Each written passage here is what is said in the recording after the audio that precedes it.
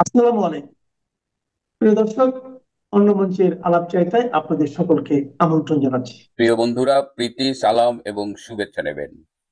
হিটলারের বন্দি শিবিরের কথা আমরা অনেক শুনেছি, অনেক পড়েছি, বিভিন্ন সিনেমায় দেখেছি। কিন্তু আধুনিক যুগের সেই হিটলার, সেই বন্দি শিবির ফিরে এসেছে ইনুসের বন্দি শিবির হয়ে। আপনারা কারাগারের বিভিন্ন নির্যাতনের খবর ইতিমধ্যেই বিভিন্ন সূত্রে পাচ্ছেন। বিশেষ করে আওয়ামী লীগ, ছাত্রলীগ সহ বঙ্গবন্ধুর সৈনিকদের কারাগারে ভীষণ নির্যাতন চলছে। তাদের অনেককেই 50 দিন, 60 দিন, 70, 80 দিনের মতো একাধারে রিমান্ডে রাখা হয়েছে বা ব্রেক দিয়ে দিয়ে রিমান্ডে নেওয়া হয়েছে, এবং অনেককেই ফাঁসির আসামির কন্ডেম সেলে রাখা হচ্ছে। এরকম নানা রকমের টর্চার চলছে। খাবারের কথা আপনারা শুনেছেন, খুব সামান্য খাবার দেওয়া হয়, বিশেষ করে যারা নর্মাল সেলে থাকে সাধারণ কয়েদিদের সাথে। তারা মানবেতর জীবনযাপন করছে, এবং ধারণ ক্ষমতার 3 থেকে 4 গুণ কয়েদি এই মুহূর্তে বাস করছে। আওয়ামী লীগের 3 থেকে 4 লাখ লোক ইতিমধ্যে গ্রেপ্তার হয়েছে এই 15-16 মাসে। ইনুস বলেছিল সে দারিদ্রকে জাদুঘরে পাঠাবে। দারিদ্রকে জাদুঘরে না পাঠিয়ে, দারিদ্র একদিকে বাংলাদেশে যেমন বাড়ছে, তিনি গণতন্ত্র, মানবাধিকার, বাক স্বাধীনতা এই বিষয়গুলোকে সাফল্যের সাথে জাদুঘরে পাঠাচ্ছেন। এই কথাগুলো এই কারণেই বললাম, আপনারা নিশ্চয়ই চেনেন জুনায়েদ আহমেদ পলক আওয়ামী লীগ সরকারের আমলে আইসিটি প্রতিমন্ত্রী ছিলেন। এই পলক ছেলেটাকে মানে এমন ভাবে নির্যাতন করা হয়েছে, এতবার তাকে রিমান্ডে নেওয়া হয়ে গেছে, এবং সেই রিমান্ডে তাকে মানসিক নির্যাতন তো করেছেই, শারীরিক ভাবেও নির্যাতন করেছে বহুবার। সম্প্রতি এই গত 27 তারিখ বৃহস্পতিবার জুনায়েদ আহমেদ পলক আদালতে এসেছিলেন একটি মামলায় হাজিরা দিতে, এবং সেখান থেকে ফিরে যাওয়ার পথে প্রিজন ভ্যানে এই যে জয় বাংলা স্লোগান দিয়েছেন, তিনি কারাগারে ফিরে যেয়ে শাস্তির মুখোমুখি হয়েছেন। 1 মাসের জন্য পরিবারের সকল সদস্যদের সাথে দেখা করা নিষিদ্ধ করা হয়েছে, এবং এই 1 মাস তিনি ফোনে পরিবারের সদস্যদের সাথে কথা বলতে পারবেন। আপনারা জানেন যে গত সরকারের আমল থেকেই কারাগারে থাকা বন্দীদের সাথে পরিবারের সদস্যদের কথা বলবার জন্য সপ্তাহে 10 মিনিট সময় দেওয়া হয়, if I am not wrong. তো পলকের জন্য এই দুটো অধিকারই রহিত করা হয়েছে 1 মাসের জন্য। জয় বাংলা, স্বাধীনতা স্লোগান, মুক্তিযুদ্ধের স্লোগান, এই স্লোগান দিয়ে বাঙালি, আমাদের মুক্তিযোদ্ধারা বাংলাদেশকে স্বাধীন করেছিল, আর আজকে সেই স্লোগান দেওয়ার অপরাধে বাংলাদেশের একজন মন্ত্রী, তাকে শাস্তি পেতে হচ্ছে। ইতিহাস বারবার ফিরে আসে, কোনো কিছুই আমরা ভুলে যাব না। এই যে জয় বাংলা স্লোগান দেওয়ার জন্য যে অমানবিক অত্যাচার চলছে, সেই খুন, নির্যাতন, বন্দী করা সবই তো চলছে। এর একটা বিহিত আমাদের করতেই হবে। শেখ হাসিনার পুত্র সজীব ওয়াজেদ জয় আওয়ামী লীগ থেকে শেখ হাসিনাকে বহিষ্কার করার প্রচেষ্টা চলছে বলে একটি মারাত্মক অভিযোগ করেছেন। এই প্রচেষ্টার পিছনে কারা আছে এবং আওয়ামী লীগের অভ্যন্তরেই বা কারা এই প্রচেষ্টায় জড়িত, এবং ভারতে থাকা আওয়ামী লীগের নেতাদের এই বিষয়ে কি মত? প্রিয় দর্শক, একটি তেমন পুরনো নয় ঘটনার কথা আপনাদের মনে করিয়ে দিচ্ছি। 2025 সালের এই বছরেরই 21শে মার্চ মধ্যরাতে জাতীয় নাগরিক পার্টির এনসিপির মুখ্য সংগঠক হাসনাত আব্দুল্লাহ ফেসবুকে একটি বিস্ফোরক পোস্ট দেন। তখনও কিন্তু জাতীয় নাগরিক পার্টি তৈরি হয়নি, তখনও তিনি ছাত্র বৈষম্য বিরোধী ছাত্র জনতার ছাত্র নেতা। তিনি লেখেন যে 11ই মার্চ দুপুর 2:30-টে তাকে এবং আরো দুজনকে সেনানিবাসে ডেকে নিয়ে রিফাইন্ড আওয়ামী লীগ বা পরিশুদ্ধ আওয়ামী লীগ গঠনের একটি পরিকল্পনার কথা বলেন সেনাপ্রধান ওয়াকার উজ্জামান। হাসনাত আব্দুল্লাহর সেই ফেসবুক পোস্টে লেখা ছিল, কিছুদিন আগে আমি আপনাদের বলেছিলাম যে রিফাইন্ড আওয়ামী লীগ নামে নতুন একটি ষড়যন্ত্র নিয়ে আসার পরিকল্পনা চলছে। এই পরিকল্পনা পুরোপুরি ভারতের। সাবের হোসেন চৌধুরী, শিরিন শারমিন চৌধুরী এবং তাপসকে সামনে রেখে এই পরিকল্পনা সাজানো হচ্ছে। আমি সহ আরো দুজনের কাছে ক্যান্টনমেন্ট থেকে এই পরিকল্পনা উপস্থাপন করা হয় 11ই মার্চ দুপুর 2:30-টে। আমাদের প্রস্তাব দেয়া হয় আসন সমঝোতার বিনিময়ে আমরা যেন এই প্রস্তাব মেনে নিই।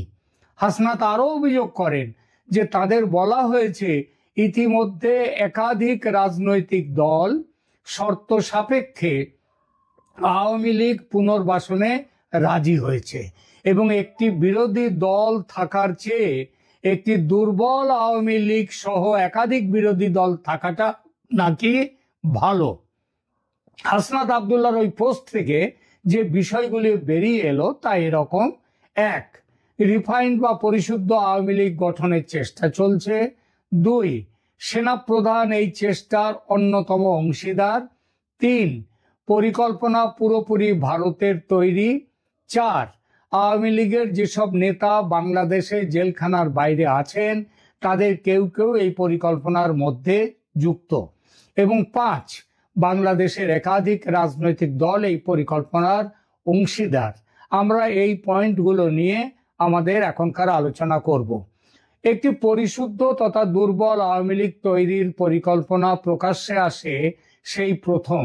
হাসনাত আব্দুল্লাহর পোস্টের ঠিক 12 দিন পর 23শে মার্চ এনসিপির আর এক মুখ্য সংগঠক সার্জিস আলম ফেসবুকে নিজের বক্তব্য দেন, যেখানে তিনি হাসনাতের সঙ্গে কিছু ব্যাপারে সহমত পোষণ করেন, কিছু ব্যাপারে আংশিক দ্বিমত পোষণ করেন।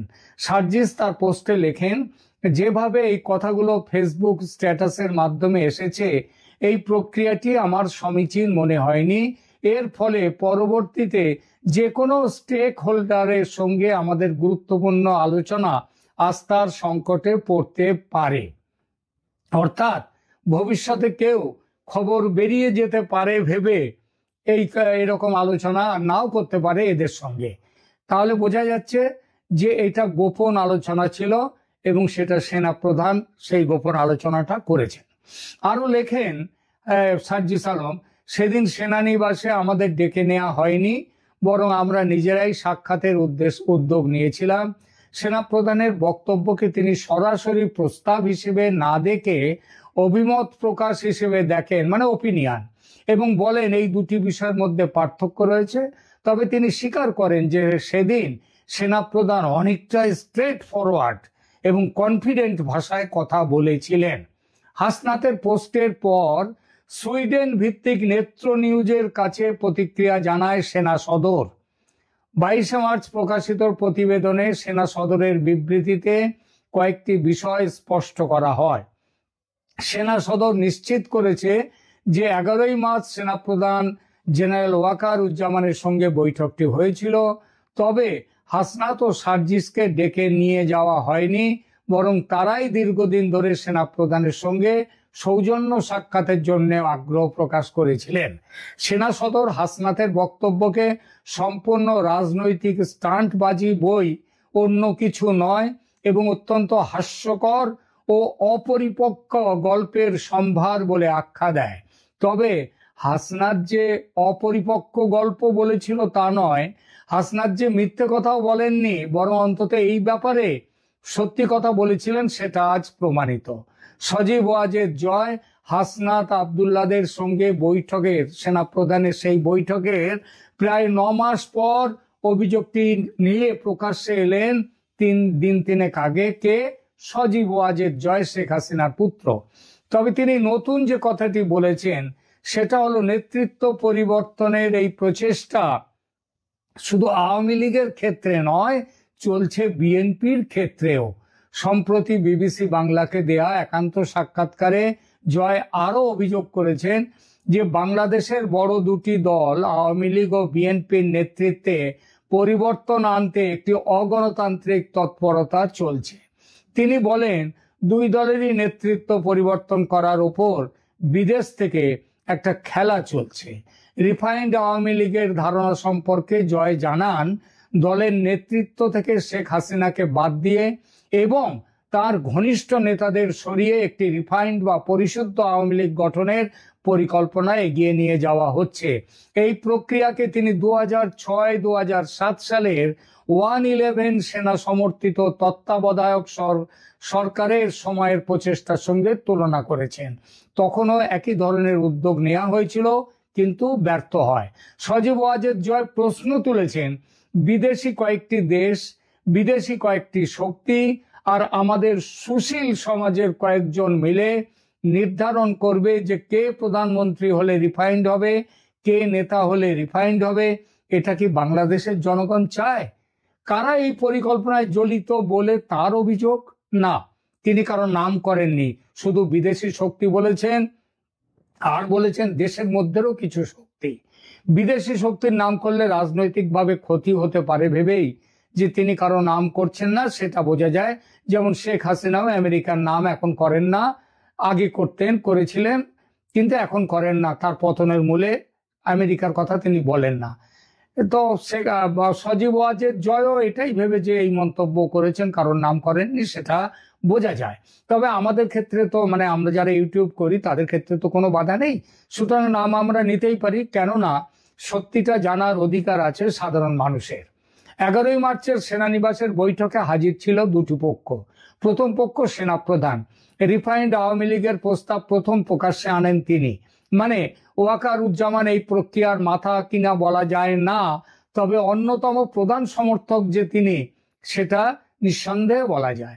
আর দ্বিতীয় পক্ষ হলেন তখনকার ছাত্র নেতা এবং বর্তমানের এনসিপি দলের নেতারা। হাসনাত আব্দুল্লাহর পোস্ট থেকে বোঝা যায় তাদের কাছে আওয়ামী লীগ নামটি একেবারেই অস্পৃশ্য, তা সে পরিশুদ্ধ ফরম্যাটে হলেও, অর্থাৎ তারা ওই পরিশুদ্ধ আওয়ামী লীগ তৈরির প্রচেষ্টায় যুক্ত নয়। হাসনাতের পোস্টে আরেকটি নজর করার মতো বক্তব্য ছিল, সেটা হলো আওয়ামী লীগ দলের অভ্যন্তরের কয়েকটি নাম যারা এই পরিশুদ্ধ লীগ সংক্রান্ত লীগের যে চক্রান্ত বা পরিকল্পনার সঙ্গে যুক্ত। হাসনাত এই নামগুলো নিয়ে এসেছিলেন, কেননা সেনাপ্রধানের সঙ্গে নিশ্চিতভাবেই এই নামগুলি নিয়ে আলোচনা হয়েছিল। সেনাপ্রধান নিজে যখন এর উদ্যোক্তা, তখন তিনি এই নামগুলো কিন্তু হাসনাত সার্জিস ওদেরকে দিয়েছিলেন। এরা হলেন কারা? এই নামগুলো আওয়ামী লীগের ভেতরের নাম। এরা হলেন, যেগুলো হাসনাত লিখেছেন, প্রাক্তন স্পিকার শিরিন শারমিন চৌধুরী, প্রাক্তন মন্ত্রী তথা শেখ হাসিনার প্রাক্তন রাজনৈতিক সচিব সাবের হোসেন চৌধুরী, ঢাকা দক্ষিণ সিটি কর্পোরেশনের প্রাক্তন মেয়র শেখ ফজলে নূর তাপস। আমাদের পরবর্তী আমরা যে সমস্ত কথা এখানে দেখেছি, আমাদের তদন্তে আমাদের এতে উঠে এসেছে, কিন্তু এই নামগুলোই উঠে এসেছে। হয়তো সব নাম সেদিন বলেননি সেনাপ্রধান, আরো কয়েকটি নাম থাকতেও পারে। কাদের উদ্যোগে এই পরিকল্পনা বা কারা এই পরিকল্পনা করছে? হাসনাত বলেছিলেন এই পরিকল্পনা পুরোটাই ভারতের। এটা এজন্যই গ্রহণযোগ্য নয়, কারণ ভারত জানে বাংলাদেশের শাসন ক্ষমতায় শেখ হাসিনা থাকলে উত্তর পূর্বের রাজ্যগুলিতে নাশকতামূলক কাজ আর হবে না, সুরক্ষায় অনেকটা নিশ্চিন্ত থাকা যাবে। এই সুরক্ষা আওয়ামী লীগ ছাড়া বাংলাদেশের আর কোনো রাজনৈতিক দল দিতে পারবে না, পারেনি। আর আওয়ামী লীগকে ক্ষমতায় আসতে গেলে নেতৃত্বে হাসিনার থাকাটা জরুরি, বিশেষত বর্তমান পরিস্থিতিতে। সুতরাং আওয়ামী লীগ মাইনাস হাসিনা, এটা ভারতের এমন কোনো ভূমিকা এই পরিকল্পনায় থাকতেই পারে না।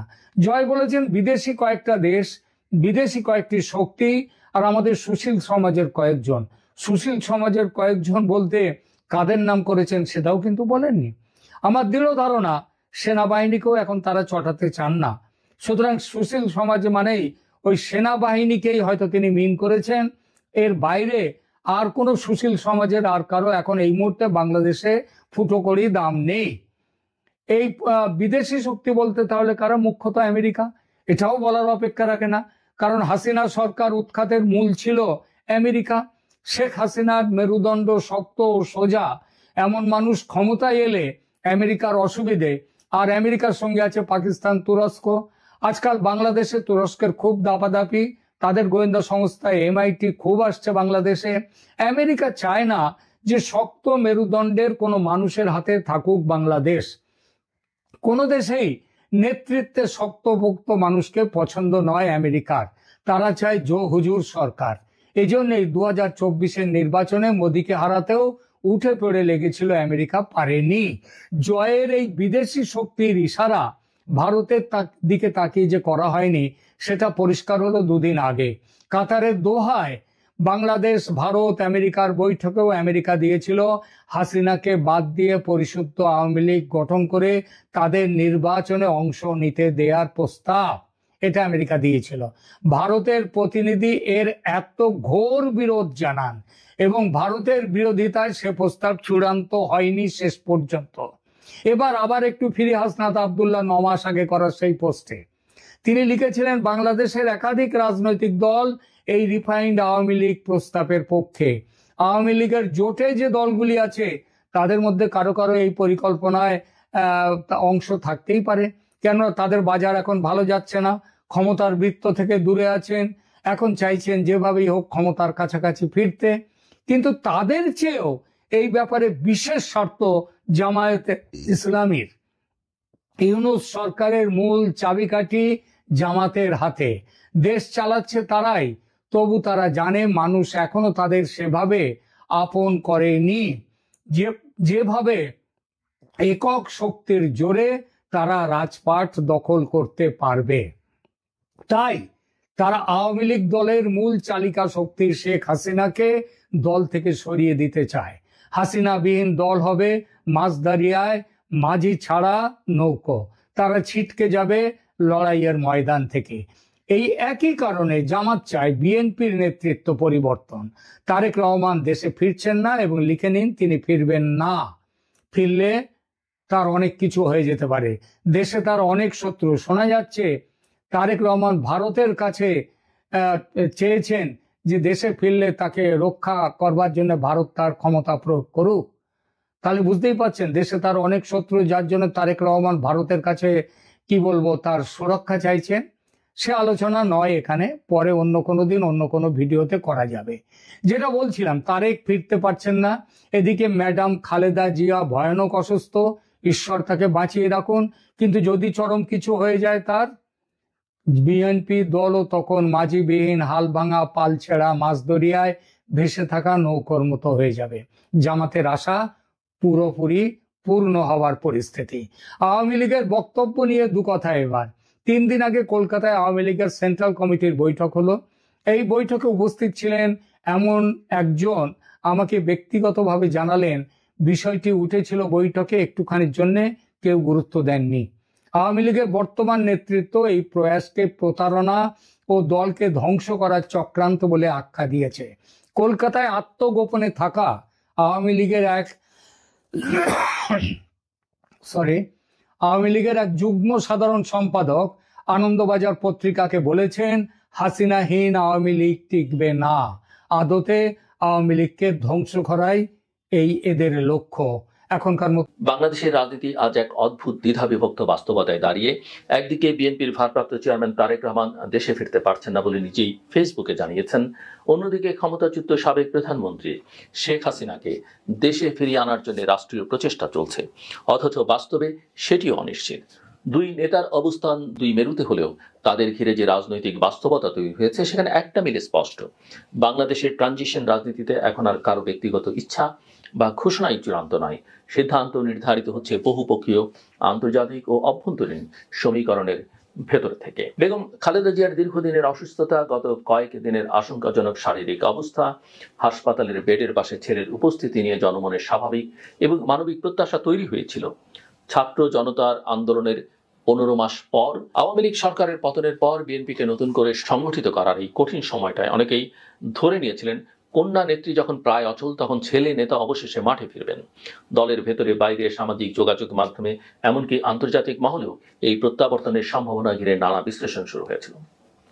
কিন্তু সব জল্পনা কল্পনার ভিড়ে তারেক রহমানের নিজের ফেসবুকে স্ট্যাটাস ঠিক বিপরীত বার্তাই দিল। তিনি স্পষ্ট ভাষায় জানালেন, মায়ের স্নেহস্পর্শ পাওয়ার আকুতি তারও আছে, কিন্তু দেশে ফেরা তার একক নিয়ন্ত্রণাধীন কোনো সিদ্ধান্ত নয়।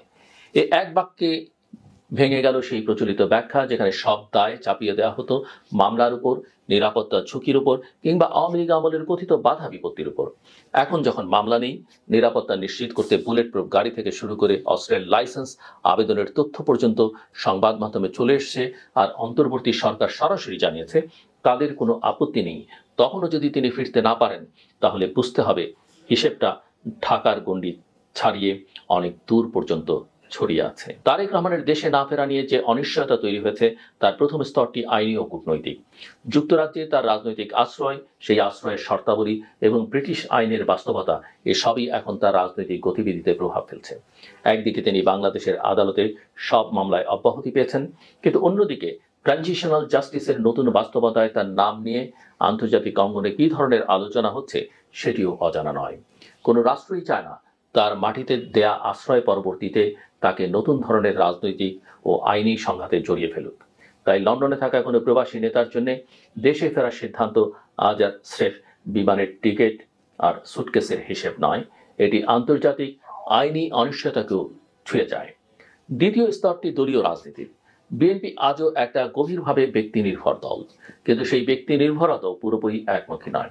লন্ডন থেকে দূর নিয়ন্ত্রণের যে সংস্কৃতি তৈরি হয়েছে তা একদিকে অনেক নেতার জন্য স্বস্তিদায়ক, মাঠের ঝুঁকি নিলেও চূড়ান্ত দায় দায়িত্ব থাকে অন্য জায়গায়, অন্যদিকে আবার একই দূরত্ব তাদের জন্য কিছুটা নিরাপদ স্বাধীনতারও সুযোগ তৈরি করেছে। দেশে ফিরলে তারেক রহমানকে আবারও সরাসরি সব দ্বন্দ্বের কেন্দ্রে দাঁড়াতে হবে। কাকে প্রাধান্য দেবেন, কাকে দূরে সরাবেন, কোন জোটে যাবেন, কোন জোট থেকে দূরে থাকবেন, নির্বাচন হলে টিকিট দেবেন কাদের হাতে, এই সব সিদ্ধান্ত তখন তার অনলাইন মিটিং এর দায় হয়ে থাকবে না, হইবে সরাসরি রাজনৈতিক সংঘর্ষের বিষয়। এই বাস্তবতা বুঝেই অনেকেই মনে করেন বর্তমান অনিশ্চয়তায় লন্ডনের নিরাপদ দূরত্ব বিএনপির একাংশের জন্য যেমন সুবিধাজনক, তেমনি হয়তো নেতার নিজের জন্য কিছুটা সুরক্ষিত। তৃতীয় এবং সবচেয়ে গুরুত্বপূর্ণ স্তরটি আন্তর্জাতিক সমীকরণের। বাংলাদেশের রাজনীতি বহুদিন ধরেই তিনটি বড় প্রিজমের ভেতর দিয়ে দেখা হয়, দিল্লি, ওয়াশিংটন আর বেইজিং এর দৃষ্টি দিয়ে। সাম্প্রতিক মাসগুলোতে কাতারকে যুক্ত করে এই সমীকরণ আরো জটিল হয়েছে। একদিকে কাতার কেন্দ্রিক গ্যাস ও জ্বালানি রাজনীতি, অন্যদিকে শ্রমবাজার ও বৈদেশিক মুদ্রা, আর তার সঙ্গে যুক্ত হয়েছে বঙ্গোপসাগর আন্দামান এলাকার সামরিক ও সামুদ্রিক নিরাপত্তা। সব মিলিয়ে বাংলাদেশ এখন মধ্যপ্রাচ্য ও ইন্দো প্যাসিফিক রাজনীতির মাঝখানে এক ধরনের কি স্টেট। এই অবস্থায় যারাই ক্ষমতায় আসুক, যে দলই নেতৃত্ব দিক, তাদের প্রতি আস্থার প্রশ্নটি শুধু ভোট বাক্সে আটকে থাকে না, সেটি চলে যায় নৌ নজরদারি, সামরিক ঘাঁটি, এলএনজি টার্মিনাল আর শ্রমবাজারের কূটনীতিতে। এমন বাস্তবতায় দিল্লি, ওয়াশিংটন, গালফ এই ত্রিমাত্রিক অক্ষের মধ্যে যদি কারো নেতৃত্বকে ঝুঁকিপূর্ণ হিসেবে দেখা হয়, কিংবা ধরে নেওয়া হয় যে তার প্রত্যাবর্তন নতুন অনিশ্চয়তার জন্ম দেবে, তাহলে তার পথে অদৃশ্য অনেক বাধা তৈরি হতে পারে, যা কখনোই আনুষ্ঠানিক বিবৃতি হয়ে প্রকাশ পায় না। এই জায়গায় এসে শেখ হাসিনার ইস্যুটি এক অদ্ভুত আয়রনি তৈরি করে। একদিকে ঢাকায় ট্রাইব্যুনাল মানবতা বিরোধী অপরাধে তার মৃত্যুদণ্ড দিয়েছে, দুর্নীতির মামলাতেও সাজা হয়েছে, সরকার একের পর এক নোট ভার্বাল পাঠিয়ে দিল্লির দরজায় কড়া নাড়ছে। অন্যদিকে দিল্লি খুব হিসেবে নীরবতা বজায় রেখে বলছে তারা সবকিছু আইনি প্রক্রিয়ার আলোকে অধ্যয়ন করছে। আন্তর্জাতিক রাজনীতির ভাষায় এর মানে খুব স্পষ্ট, ভারত নিজের কূটনৈতিক ও নিরাপত্তাজনিত স্বার্থের বিচারে কোনো তাড়াহুড়া করতে চায় না। তাদের কাছে শেখ হাসিনা শুধু একজন সাবেক প্রধানমন্ত্রী নন, তিনি একজন পুরনো মিত্র, যিনি দীর্ঘদিন ভারত বিরোধী জঙ্গি দমন থেকে শুরু করে আঞ্চলিক নিরাপত্তা স্থিতিশীল রাখতে গুরুত্বপূর্ণ ভূমিকা রেখেছেন। এই সম্পর্ককে একদিনে রাজনৈতিক সুবিধার খাতায় মুছে ফেলা সহজ নয়। তারেক রহমান যখন বলেন সিদ্ধান্ত তার একার নয়, আর একই সময়ে শেখ হাসিনাকে ফিরিয়ে আনতে বাংলাদেশের সব আইনগত চুক্তি ও কূটনৈতিক উদ্যোগ অচলাবস্থায় আটকে যায়, তখন বোঝা যায় দুই মেরুর দুই নেতার ভাগ্য আসলে একই বৃহত্তর কাঠামোর ভেতর বন্দী। একদিকে ট্রানজিশন সরকার বলছে দেশে ফেরার পথে কোনো বাধা নেই, অন্যদিকে কোনো প্রভাবশালী রাষ্ট্র হয়তো মনে মনে হিসেব করছে এখনই কি সময় নাকি আরো অপেক্ষা করা উচিত। একদিকে বাংলাদেশের অনেক মানুষ ন্যায় বিচারের প্রতীক হিসেবে হাসিনার প্রত্যর্পণ দেখতে চাচ্ছেন, অন্যদিকে ভারতের কাছে বিশ্বস্ত মিত্রকে মৃত্যুদণ্ডের মুখে ঠেলে দেয়া ভবিষ্যতের কূটনৈতিক বার্তার ঝুঁকি তৈরি করছে। এই দ্বৈত বাস্তবতার মাঝখানে বাংলাদেশের গণতন্ত্র এবং সার্বভৌমত্বের প্রশ্ন নতুন করে সামনে আসে। আমরা দেখতে পাই কারো দেশে আসা বা না আসা, কারো দেশে ফেরত আসা বা না আসা, সবকিছুই শেষতক নির্ভর করে সেই বহির্বিশ্বের খেলোয়াড়দের উপর, যাদের কাছে বাংলাদেশ মূলত ভূকৌশলগত হিসেবে একটি গুটি। বঙ্গোপসাগরের নৌ করিডোর, কাতারের এলএনজি, দক্ষিণ এশিয়ার শ্রমবাজারের ভারসাম্য, চীনকে ঠেকানোর ইন্দো প্যাসিফিক কৌশল, সবকিছুর ভেতর দিয়ে বাংলাদেশের অভ্যন্তরীণ রাজনীতির ভবিষ্যৎ নির্ধারিত হচ্ছে। আর আমরা ভেতরে বসে প্রশ্ন করছি কে আগে ফিরবে, কে আদৌ ফিরবে কিনা। এখানে একটি নৈতিক ও মনস্তাত্ত্বিক মাত্রা আছে। অসুস্থ মায়ের শয্যার পাশে ছেলের অনুপস্থিতি মানুষের আবেগকে নাড়া দেয়, আবার বহু বছরের স্বৈরতান্ত্রিক শাসনের পর এক ক্ষমতাশালী নেত্রীর বিচারের রায় অনেকের কাছে ন্যায় বিচারের স্বস্তি এনে দেয়। কিন্তু আবেগের দুই প্রান্তের মাঝের ঠান্ডা রাজনৈতিক অঙ্কটা একই থাকে। কেউ যখন বলেন তার সিদ্ধান্তের ক্ষমতা তার হাতে নেই, আরেকজন যখন আন্তর্জাতিক সুরক্ষার ছাতার নিচে নির্বাসিত জীবন কাটান, তখন বোঝা যায় রাষ্ট্রগুলো যতই সার্বভৌমত্বের কথা বলুক, বাস্তবে শক্তির ভারসাম্যই শেষ কথা বলে। বাংলাদেশের সামনে এখন দুটো বড় চ্যালেঞ্জ। প্রথমত, এই ট্রানজিশনকে এমনভাবে শেষ করা যাতে ভবিষ্যতে আর কোনো রাজনৈতিক নেতার দেশে ফেরার অধিকার বা তাকে প্রত্যর্পণের প্রশ্ন বাইরের শক্তির সদিচ্ছার উপর নির্ভর না করে। দ্বিতীয়ত, অভ্যন্তরীণ প্রতিষ্ঠানগুলোকে এমন শক্ত ভিত্তির উপর দাঁড় করানো যেখানে বিচার, নির্বাচন, ক্ষমতার পালাবদল এই সবকিছুই নীতি ও নিয়মে নির্ভরশীল হয়, ব্যক্তির প্রতি ভালোবাসা বা ঘৃণায় নয়। তারেকের প্রত্যাবর্তন হোক বা হাসিনার প্রত্যর্পণ, এগুলো যে কেবল ব্যক্তিগত ট্র্যাজেডি বা পারিবারিক সিদ্ধান্ত নয় তা এখন স্পষ্ট। এগুলো বাংলাদেশের রাষ্ট্রীয় স্বাধীনতা, কূটনৈতিক অবস্থান ও গণতান্ত্রিক ভবিষ্যতের জন্য বড় পরীক্ষার নাম। আমরা আসলে অপেক্ষা করছি সেই সময়ের যখন এসব বড় সিদ্ধান্তের শেষ কথা সত্যি ঢাকাতেই লেখা হবে, অন্য কোনো রাজধানীর বোর্ডরুমে নয়। আমার কথা শুনবার জন্য অসংখ্য ধন্যবাদ। আপনাদের সবার জন্য শুভকামনা।